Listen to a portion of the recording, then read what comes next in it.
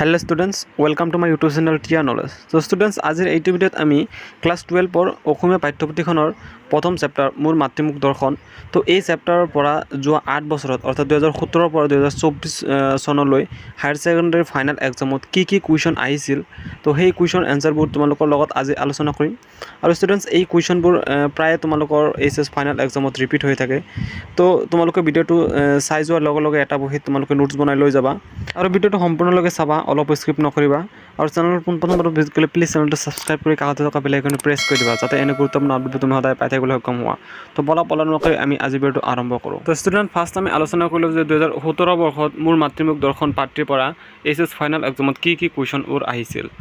First question দিয়া আছে, মোৰ মাতৃমুখ দৰ্শন শীৰ্ষক পাঠটো ক'ৰ পৰা সংগ্ৰহ কৰা হৈছে।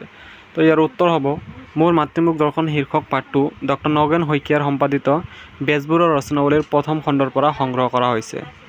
তাৰপিছত কুৱেশ্যন দিয়া আছে, লক্ষ্মীনাথ বেজবৰুৱাক কিয় অসমীয়া চুটিগল্পৰ জনক বুলি কোৱা হয়। তো ইয়াৰ উত্তৰ হ'ব জোনাকী আলোচনীত লক্ষ্মীনাথ বেজবৰুৱাই তেওঁৰ দ্বাৰা ৰচিত গল্পৰ জৰিয়তে অসমীয়া চুটিগল্পৰ শুভাৰম্ভৰ বিকাশ যাত্ৰা সূচনা কৰে, সেয়েহে লক্ষ্মীনাথ বেজবৰুৱাক অসমীয়া চুটিগল্পৰ জনক বুলি কোৱা হয়। তেওঁৰ ৰচিত চুটিগল্পসমূহ হ'ল জোনবিৰ, সাধুকথাৰ কুকি, কেহুকলি, সুৰবি আদি। নেক্সট কুৱেশ্যন দিয়া আছে, মোৰ মাতৃমুখ দৰ্শন পাঠটিৰ আধাৰত লক্ষ্মীনাথ বেজবৰুৱাই সম্বলপুৰৰ পৰা গুৱাহাটীলৈ কৰা ৰেল যাত্ৰাৰ চমু বিৱৰণ আগবঢ়োৱা। তো ষ্টুডেণ্টছ এই কুৱেশ্যনটো মেক্সিমাম আহিয়ে থাকে, তোমালোকে প্ৰিভিয়াছ ইয়াৰৰ কুৱেশ্যনবোৰ চেক কৰিলে গম পাবা যে এই কুৱেশ্যনটো বাৰ ৰিপিট হৈয়ে থাকে।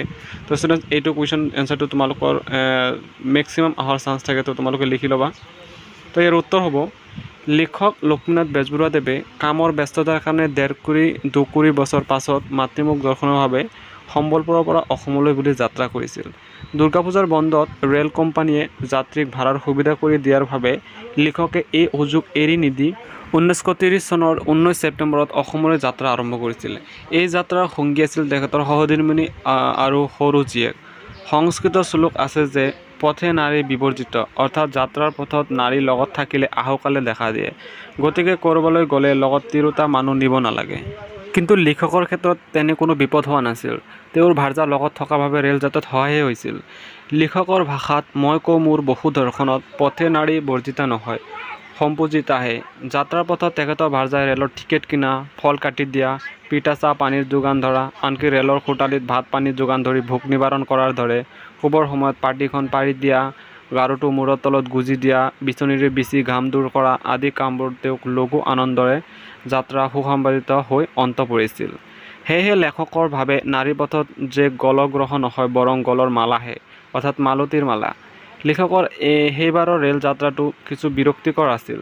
তেওঁলোক সেইদিনা সম্বলপুৰৰ পৰা 31 মাইল দূৰৰ বেংগল নাগপুৰ ৰেলৰ জংচন ঝাৰচুগুড়া জংচন পাওঁতে কিছু পলম হোৱাত ঝাৰচুগুড়া পোৱাৰ আগতে বোম্বাই ৰেলখনে ষ্টেচন এৰিছিল। পিছত ষ্টেচনে অপেক্ষা কৰি থাকোঁতে ৰাতি 2-3 মান বজাতহে কলিকতা যোৱা পেছেঞ্জাৰ এখনত উঠি পিছদিনা ৰাতি 8 বজাত কলিকতা পাইছিল। আৰু এই যাত্ৰাত ৰাতিটো অনাহৰে থাকিবলগীয়া হৈছিল, কিয়নো তেওঁলোকে এইখন ট্ৰেইনত খাবৰ বাবে একো নিয়া নাছিল, লগতে জমা থাকিবলগীয়া খোৱা বস্তু শেষ হৈছিল। গতিকে সময় বাঢ়ি যোৱাৰ লগে লগে তেওঁলোক ভোগত অধিষ্ঠিত হৈ পৰিছিল। গাৰ্ডক কৈ খড়গপুৰ আৰু চক্ৰধৰপুৰ ৰিফ্ৰেছমেণ্টৰ ৰুমৰ মেনেজাৰলৈ টেলিগ্ৰাম কৰিছিল আহাৰ যোগান ধৰাৰ বাবে, কিন্তু টেলিগ্ৰাম ক'ৰবাত পৰি থাকিল, তেওঁলোকৰ বাবে কোনো সহায় নাহিল। ফুটা নাৱত চিৰিককৈ পানী সোমোৱা দি উৰে দিনটো তেওঁলোকৰ পেটত ভোকে চিৰচিৰাই থাকিল। অৱশেষত পেটৰ ভোকত ফুটাত সোপা দি ৰাখিবলৈ ষ্টেচনত বিক্ৰী কৰা কচুৰি চিঙৰাকে খাই তেওঁলোক কলিকতা পালে। ট্ৰেইন যাত্ৰাত দ্বিতীয় শ্ৰেণীৰ ডবাবোৰত কিছুমান মকনীয়া মানুহৰ ভিৰ কৰিছিল। শেষত মানুহৰ ভিৰ বাঢ়ি ডবাবোৰ অন্ধকূপ যেন হৈ পৰিছিল। এনেদৰে নানা আহুকলৰ মাজেৰে আহি লেখক 22 তাৰিখে গুৱাহাটীত উপস্থিত হৈছিল। নেক্সট ষ্টুডেণ্টছ 2018 বৰ্ষত মোৰ মাতৃমুখ দৰ্শন পাঠটিৰ পৰা এইচএছ ফাইনেল এক্সামত কি কুৱেশ্যন আহিছিল, তো সেইবোৰ আমি এতিয়া চাই লোৱা আহা। তো ফাৰ্ষ্ট মোৰ মাতৃমুখ দৰ্শনত লেখকে উল্লেখ কৰা মাজীৱ আৰু জ্ঞান কোন আছিল। উত্তৰ মোৰ মাতৃমুখ দৰ্শনত লেখকে উল্লেখ কৰা মাজীৱ আছিল সুকবি সুবিখ্যাত চাহ খেতিয়ক সদাগৰ শ্ৰীযুত চন্দ্ৰ কুমাৰ আগৰৱালা, আৰু জ্ঞান আছিল আৰ্চল কলেজৰ প্ৰসিদ্ধ principal barrister J Barua barrister এৰ। তাৰ পিছৰ প্ৰশ্নটো, ডিব্ৰুগড়ৰ অসমীয়া তিৰোতাসকলৰ কেনেধৰণৰ গড়পতি আৰু কাৰ্যকলাপত লক্ষ্মীনাথ বেজবৰুৱাই আনন্দ বিমৰ্ষিত আচৰিত হৈ পৰিছিল চমুকৈ লিখা। নাইবা ডিব্ৰুগড়ত গোটাচেৰেক কথাই মোক বৰ সন্তোষ দিছিল। ডিব্ৰুগড়ত কোনবোৰ কথাই বেজবৰুৱাক সন্তোষ দিছিল বুজাই লিখা। তো এই কুৱেশ্যন দুটা 2018 আৰু 21 আহিছিল। তো ইয়াৰ উত্তৰ হ'ব লেখকে মাতৃমুখ দৰ্শনৰ বাবে অসমলৈ আহি কেইদিনমান ডিব্ৰুগড়ত কটাইছিল। কথাতে কয় আয়ৰু বাৰ্তা গংগাৰো যাত্ৰা। বেজবৰুৱাইও ডিব্ৰুগড়ত থকা জোৱাইৰ খবৰ লোৱাৰ লগতে বন্ধু বান্ধৱ সতীৰ্থসকলৰ লগতে সাক্ষাৎ কৰিছিল। দুই এদিন ডিব্ৰুগড়তে থাকি কিছুদিন নতুন নতুন জ্ঞান লাভ কৰিছিল। গোটাচেৰে দুই এটা কথাই তেওঁক সন্তোষ দিছিল বুলি কৈছে। প্ৰথমে তেওঁ সন্তোষ লাভ কৰিছিল ডিব্ৰুগড়ৰ অসমীয়া মহিলাসকলৰ কাৰ্যকলাপ, মাত কথা, ব্যৱহাৰ দেখি।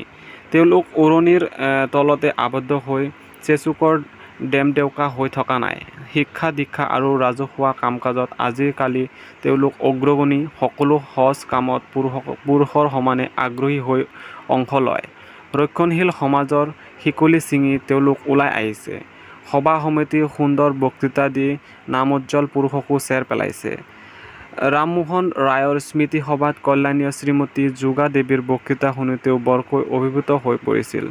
অসমীয়া তিৰোতাৰ মাজতে বোৱা কটা এৰিছিল, কিন্তু ডিব্ৰুগড়ৰ মহিলাসকলৰ পুনৰ হাতে কামে বোৱা কটা গ্ৰহণ কৰিছিল। বেজবৰুৱাদেৱক সন্তোষ দিয়া আন এটা কথা আছিল বালিকা স্কুলৰ প্ৰধান শিক্ষয়িত্ৰী শ্ৰীমতী গৌৰীপ্ৰভা চলিহাৰ ব্যৱহাৰ। তেওঁ লগতে সহশিক্ষয়িত্ৰী আৰু 20মান ছাত্ৰী লৈ বেজবৰুৱাক সাক্ষাৎ কৰিবলৈ আহিছিল। তেওঁলোকে বেজবৰুৱাক সন্মান যাচি বিদ্যালয়খনলৈ দুই এটি জ্ঞান গৰ্বৰ উপদেশ দিবলৈ নিমন্ত্ৰণ কৰিছিল। তেওঁলোকৰ নিমন্ত্ৰণে লেখকক বৰকৈ আনন্দিত কৰিছিল। লেখকক তেওঁলোকৰ সন্মান আৰু আন এক কাৰ্যই বৰকৈ সন্তোষ দিছিল। স্কুলখনলৈ তেওঁ গৈ পোৱাত তেওঁলোকে বৰ আদৰ সাদৰ কৰিছিল। বাচকবনীয়া ৰূপৰ বঁটা এটা যি কাকত এডোখৰি দি সন্মান জনাইছিল, সেয়া সদায় সন্তোষ দি থাকিব বুলি উল্লেখ কৰিছে। ডিব্ৰুগড়ৰ সম্ভ্ৰান্ত ঘৰৰ মহিলাসকলৰ ব্যৱহাৰেও লেখকক সন্তোষ দিছিল। তেওঁলোকৰ মুগা কাপোৰত চোৱা সভাৰ অভিনন্দন পত্ৰখন লাভ কৰি বৰ আনন্দ লাভ কৰিছিল। এয়া যেন তেওঁৰ হাতত আদৰৰ সমল হৈ থাকিব। ডিব্ৰুগড়ৰ ডেকাসকলৰ সংস্কৃতি চিন্তা ভাৱনা দেখি লেখক সন্তোষ হৈছিল। ৰংগশালাত ডেকাসকলৰ গান বাজনা, নাট, যাত্ৰা, ভাওনা আদিৰ অনুশীলন দেখি লেখকে বৰ আনন্দ পাইছিল। স্নেহাপদ মুক্তনাথ বৰদলৈৰ পেইণ্টিং আৰু ফটোগ্ৰাফীয়েও তেওঁক সন্তোষ দিছিল। নেক্সট ষ্টুডেণ্টছ 2019 বৰ্ষত এই মাতৃমুখ দৰ্শন পাঠ্যৰ পৰা কি কি প্ৰশ্ন আছিল এতিয়া আমি চাই লওঁ আহা। তো ফাৰ্ষ্ট দিয়া আছে লক্ষ্মীনাথ বেজবৰুৱাৰ শ্ৰীকৃষ্ণ কথাটো কি বিষয়ৰ গ্ৰন্থ? তো ইয়াৰ উত্তৰ হ'ব লক্ষ্মীনাথ বেজবৰুৱাৰ শ্ৰীকৃষ্ণ কথা এখন তত্ত্বমূলক গ্ৰন্থ। তাৰপিছত দিয়া আছে লক্ষ্মীনাথ বেজবৰুৱাৰ গুৱাহাটীক ভাল লগা 3টা কাৰণ উল্লেখ কৰা। তো ইয়াৰ উত্তৰ হ'ব লক্ষ্মীনাথ বেজবৰুৱাৰ গুৱাহাটীক ভাল লগাৰ 3টা কাৰণ হ'ল গুৱাহাটীৰ প্ৰাকৃতিক সৌন্দৰ্য, গুৱাহাটীৰ ঐতিহাসিক উৎকৰ্ষ আৰু গুৱাহাটীৰ প্ৰাচীন জ্ঞান গৌৰৱৰ গৰিমা। নেক্সট কুৱেশ্যন পানী মে মিন পিয়াসী মোক শুনত শুনত লাগে হাসি। এই পদফাকি কাৰ ৰচনা? পদফাকিৰ অৰ্থ কি? বেজবৰুৱাই কি প্ৰসংগত ইয়াৰ অৱতাৰণা কৰিছে? উত্তৰ এই পদফাকি ভক্ত কবিৰৰ ৰচনা। এই পদফাকি এটা দোহাৰ অন্তৰ্গত। বেজবৰুৱাদেৱ বছৰ ধৰি কৰ্মব্যস্ততাৰ বাবে মাতৃভূমিলৈ আহিব পৰা নাছিল। এজন অসমীয়া ডেকাই গপ বা অভিমানতে তেওঁ মাতৃভূমিৰ পৰা আঁতৰি আছে বুলি অভিযোগ কৰিছিল। এই অভিযোগৰ উত্তৰ দিবলৈ গৈ বেজবৰুৱাদেৱে এই পদফাকিৰ অৱতাৰণা কৰিছে। মানুহৰ অন্তৰত ঈশ্বৰ আছে যদিও ভক্তিহীন অজ্ঞানী মানুহে তেওঁক উপলব্ধি কৰিব নোৱাৰে। অজ্ঞানীজনৰ এনে অৱস্থা দেখি কবিৰ হাঁহি উঠে। লক্ষ্মীনাথ বেজবৰুৱাই কৰ্মব্যস্ততাৰ বাবে বহু বছৰ ধৰি অসমলৈ অহা নাছিল। কলিকতা, সম্বলপুৰ আদিতে বেছি বছৰ কটাইছিল। শিৱসাগৰত অনুষ্ঠিত সভা এখনত অসমীয়া ডেকা এজনে কয় যে বেজবৰুৱাই গপ বা অভিমান কৰিহে মাতৃভূমিৰ পৰা আঁতৰি আছে। মাতৃভূমিৰ প্ৰতি তেওঁৰ যেন আস্থা কমি গৈছে। এয়া শিৱসাগৰীয়া এজন ডেকাৰ অভিযোগ। বেজবৰুৱাই প্ৰবাসত থাকিও যে মাতৃভূমিৰ প্ৰতি সেৱা কৰি আছে, সেয়া যেন ডেকাই বুজি পোৱা নাই। বিধিৰ বিপাকত পৰিলে এডিঙিত পানীত থকা মানুহেও পানী বিচাৰি নাপায়, পিয়াসত শুকাই মৰে। তেনেদৰে অসমত থাকি কিছুমান অসমৰ প্ৰতি একো নকৰে। নেক্সট ষ্টুডেণ্টছ 2020 বৰ্ষত অহা প্ৰশ্নসমূহ আমি চাই লওঁ আহা। তো ফাৰ্ষ্ট প্ৰশ্ন দিয়া আছে কমেডিজ অফ এৰৰ অসমীয়া ভাঙনি ভমৰংগ কোন চনত প্ৰকাশ পাইছিল? তো ইয়াৰ উত্তৰ হ'ব কমেডি অফ এৰৰ্ছ অসমীয়া ভাঙনি ভমৰংগ 1888 চনত প্ৰকাশ পাইছিল। নেক্সট কুৱেশ্যন যথা নিযুক্তি হস্মি তথা কুৰুমহি পত্ৰীৰ অৰ্থ লিখা। উত্তৰ উক্ত সংস্কৃত পত্ৰীৰ অৰ্থ হ'ল যিধৰে বা যিটো কামৰ বাবে নিযুক্ত হৈছে তাকেই কৰিছে। নেক্সট তোমালোকৰ ব্যাখ্যা কৰিবলৈ দিয়া আছে। তো ব্যাখ্যাটোৰ প্ৰশ্ন হৈছে কালৰ পীড়নত আজিৰ অসম জীৰ্ণ হীনৰ ধীৰ্ণ।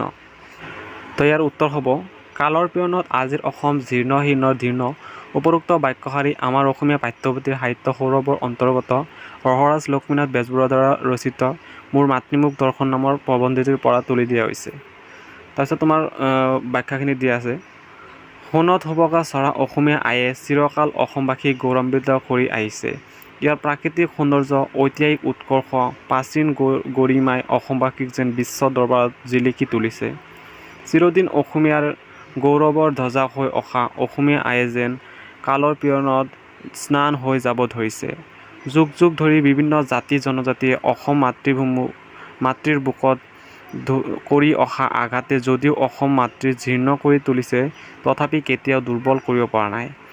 অসম যাত্ৰী বিদেশীয়ে অসমীয়াৰ ডকুৱাৰ বেৰ গুৱাহাটীত নেদেখে বৰং যিমানলৈকে চকু বহলকৈ মেলে সিমানলৈকে বৰচৰীয়াৰ ফেৰহে দেখিবলৈ পাব বুলি কৈ বেজবৰুৱাদেৱে গুৱাহাটীক অসমৰ গৌৰৱৰ চানেকি বুলি শলগাইছে।